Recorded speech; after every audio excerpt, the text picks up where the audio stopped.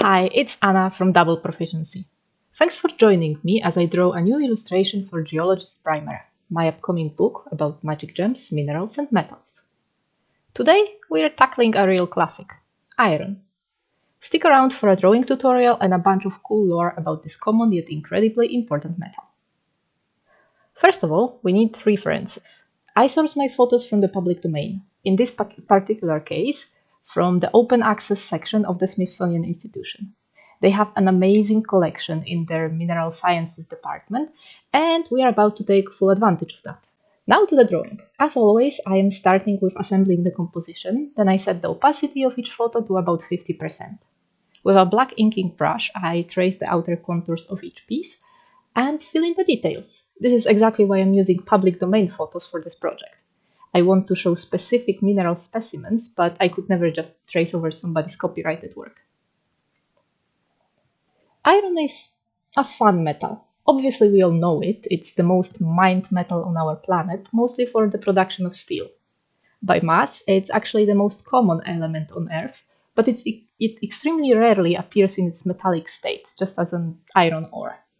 The only reliable, and put an asterisk on that, reliable method of getting a metallic iron before we learned how to extract it from rocks was to hunt down a meteorite. You know how the witchers have swords made of meteorite iron? That's exactly what I'm talking about. In real life, we know that Egyptians used meteoric iron in the 4th millennium BCE. Iron metallurgy started properly in the Middle Bronze Age, but it took several centuries until it was prevalent enough to replace bronze. I'd say that happened the day ancient historians decided to rebrand the Late Bronze Age to the Iron Age. And before somebody objects, yes, I'm doing a bit, everybody knows it's the Sea Peoples who declared that the Bronze Age is over. I'm talking about this because this process of slow discovery is the reason for the main magical property of iron as we know them. According to The Golden Bough by James Fraser, by the time most myths were formed, iron was still a new and hard to work with material, and yet harder and sturdier than bronze. Because of that, it was assigned multiple magical properties, particularly a strong protective function. Where bronze failed, iron succeeded, protecting one from sorcery, evil eye, demons, fairies, you name it. In Dungeons & Dragons and derivatives, you often have a special material called cold iron, which is particularly effective against fae, demons, and ghasts. In the Forgotten Realms, the Holy Avenger blades were made of cold iron, so were anti-magical manacles for restraining wizards and fae folk. In real life, cold iron is not really a thing. That is, the name is used, but it refers to plain old iron, nothing special about it. However, you see the same pattern of magical properties repeated. An iron horseshoe nailed to the door repels evil spirits, an iron fence around a cemetery keeps the dead inside, and burying an iron knife under a threshold stops witches from coming inside. I don't know why somebody would want to do that, but fine. My personal favorite version of this is this. The idea that you need iron on the playground or else the fae folk will come and kidnap your children is just a strange and very, very old concept. Just a couple words about the 3 pieces that I picked. The big piece on the left is an iron wood splitter that's funnily used to belong to Abraham Lincoln. In fact, on its backside, it even has the AL initials.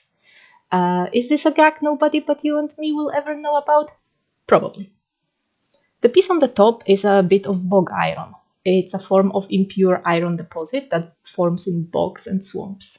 It looks very similar to hematite, which shouldn't really surprise us, as hematite is an ore of iron.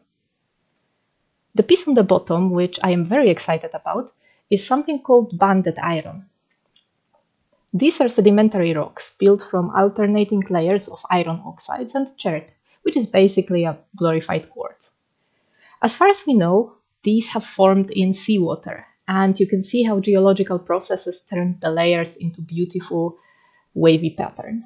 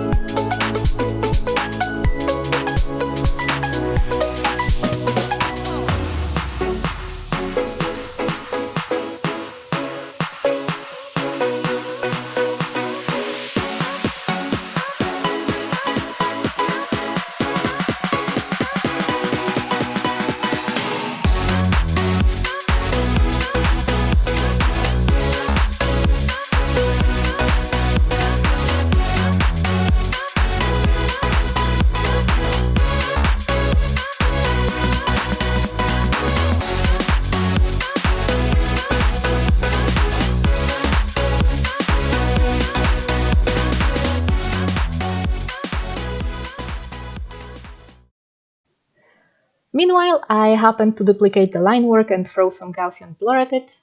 Then I started painting white base layers for each piece of iron. It's tedious, but it allows for a quick and comfortable watercolor painting, so it just needs to be done.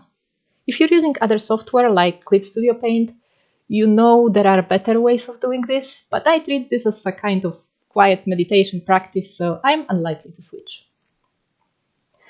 Sometimes just because something is boring and slightly tedious doesn't mean it's bad. And yes, this is a segue to me telling you about a fairy tale my mom used to read to me. It was contained in a Polish anthology and I never found the original, so if you folks know it, please share it with the class. It was a Persian fairy tale about three brothers who wanted to find happiness and riches in their life. They each received a small bead from a wise man and were told to put that bead on their turban and go on an adventure. Where the bead falls to the ground, they should stop and dig. The oldest brother received a yellow bead, the middle one got white, and the youngest got blue. They all did as they were told and traveled together. After some time, the yellow bead fell to the ground in the desert, and the oldest brother started digging, soon striking gold. He bade his brothers goodbye and started a gold mine as they walked away. After several more days, the white bead fell to the ground, and the middle brother found silver. He asked his younger brother to stay with him, as it's enough wealth for the both of them, they can share.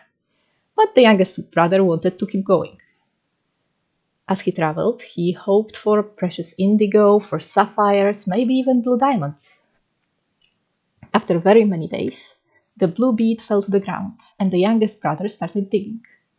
Alas, all he found was plain iron. Enraged, he complained about much better fortune befalling his brothers and the unfairness of it all. He kicked the ground and decided to get back to his brother to share in the silver mine. As he sullenly traveled back, he realized that iron, while not as shiny or pricey, was inherently valuable. The demand will never cease, as everyone and their camel need iron. That there is literally not a single downside to owning an iron mine. He turned back, hoping to find his blue bead again, to no avail. The bead was gone, and so was the iron deposit, and so was his fortune. I don't know what this fairy tale was supposed to teach me, but I do know that in the 21st century we use about 20 times more iron than all other metals put together. Now, as I move on to making some pretty colors, I want to quickly explain the process. It's simple and literally anyone can do this. Just grab the reference photo, drag it above your painted white shape, bring it back to full opacity, and clip to the layer below. Then rasterize, apply a watercolor filter, adjust the levels, and splatter some watercolor brushes around, just, to make it prettier. I play around with some basic watercolor and splatter brushes to add extra texture and bring back details. Then it's done! I think that's it for today. Thank you very much for sticking around and watching me draw.